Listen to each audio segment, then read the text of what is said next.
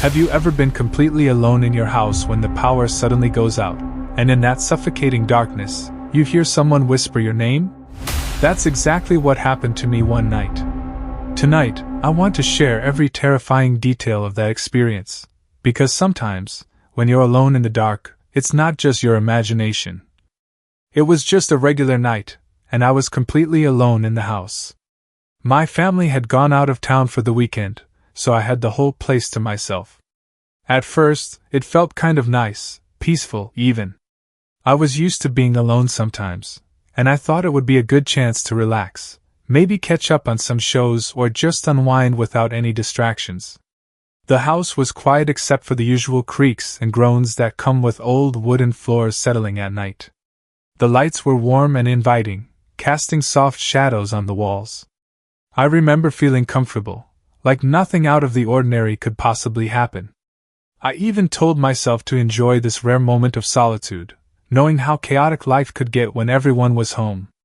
I settled in with a cup of tea and started watching a movie, completely unaware that this calm would soon turn into something I couldn't explain.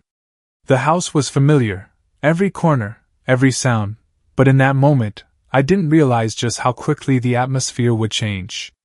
It was one of those nights when everything seemed normal, almost too normal, and that's when you should be the most cautious.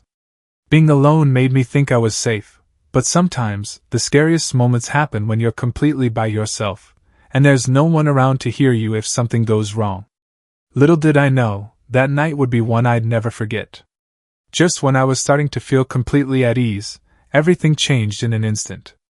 Without any warning, the lights flickered once, twice, and then went out completely. The entire house was plunged into total darkness. At first, I thought maybe it was just a quick power surge or a small outage that would fix itself any second. But as I sat there, staring into the blackness, the silence felt heavier and more unsettling. It was strange how something as simple as the absence of light could change everything. The familiar warmth and comfort I'd felt just moments ago vanished, replaced by an eerie emptiness. I reached for my phone to turn on the flashlight, but the screen barely glowed. The battery was dangerously low, just adding to the sense of helplessness. The hum of electronics that usually filled the background was gone, and all I could hear were the faint sounds of the house settling and the wind outside. In that moment, I realized how much I relied on the lights to feel safe, and how quickly fear could creep in when they disappeared. I tried to steady my breathing, telling myself it was probably nothing. Maybe a storm had knocked out the power in the neighborhood, or a fuse had blown. But as the minutes ticked by with no sign of the lights coming back, I started to feel more alone than ever.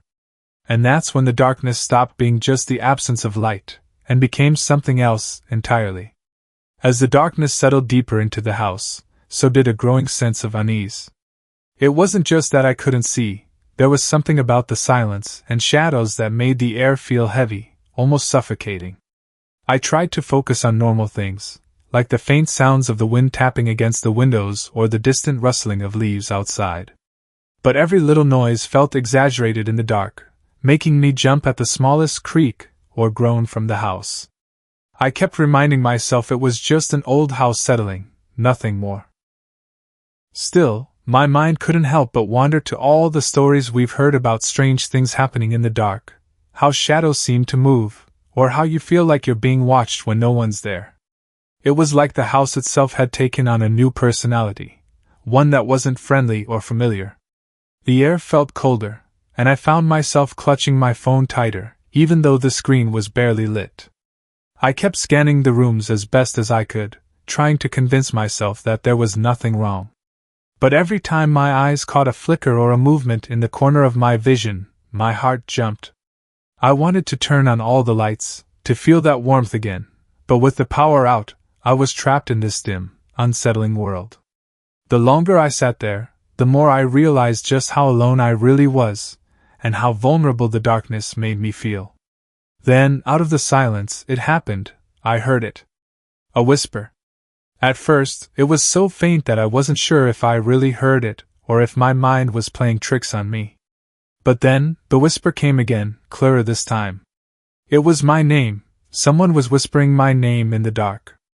That moment is hard to describe, because it felt like time stopped. My heart slammed in my chest, and a cold wave ran down my spine. I wasn't sure if I should be terrified or frozen in disbelief. I scanned the room desperately, shining my weak flashlight around, but there was nothing.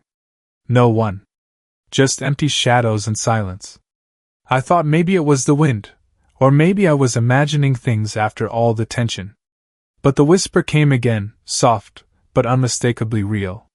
It was close, almost like someone was standing right behind me, breathing my name into my ear. I wanted to turn around, to see who or what it was, but my body refused to move. Fear had me rooted to the spot. That simple, quiet whisper in the dark was enough to make the whole house feel alive in the worst way possible.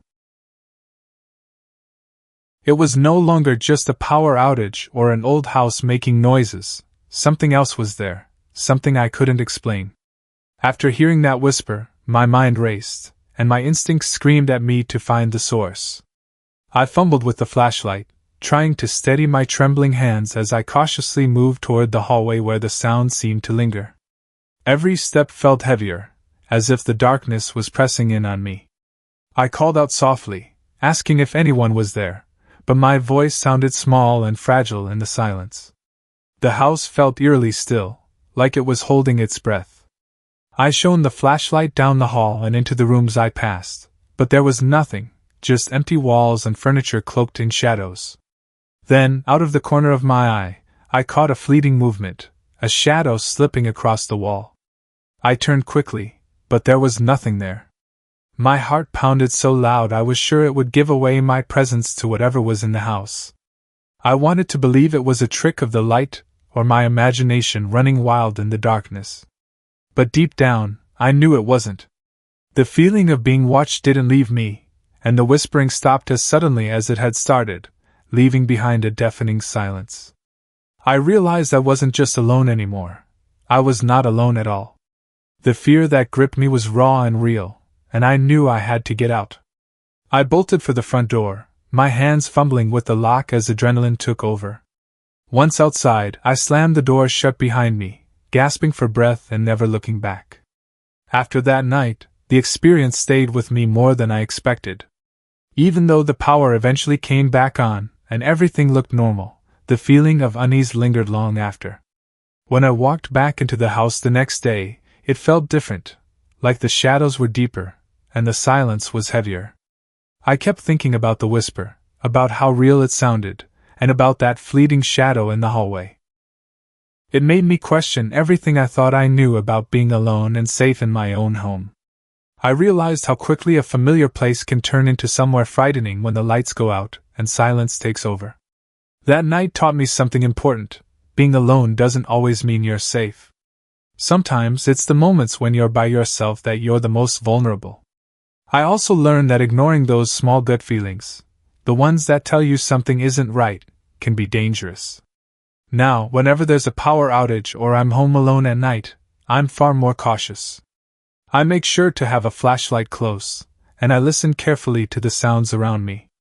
Most importantly, I don't take for granted the safety that light and company provide. I share this story not just to chill you, but as a warning. When you hear a whisper in the dark, it might be something you don't want to ignore. Stay aware, stay safe, and trust your instincts. Thank you for listening to my story. If there's one thing I hope you take away from this, it's that sometimes the scariest moments happen when we think we're safest, alone in the dark. So next time you're home by yourself and the lights go out, remember to trust your instincts and never ignore those quiet whispers or uneasy feelings. They might be trying to warn you. If you enjoyed this story and want to hear more chilling experiences that will keep you up at night, please like, subscribe, and share. Your support means a lot and helps me bring more real, terrifying stories to life.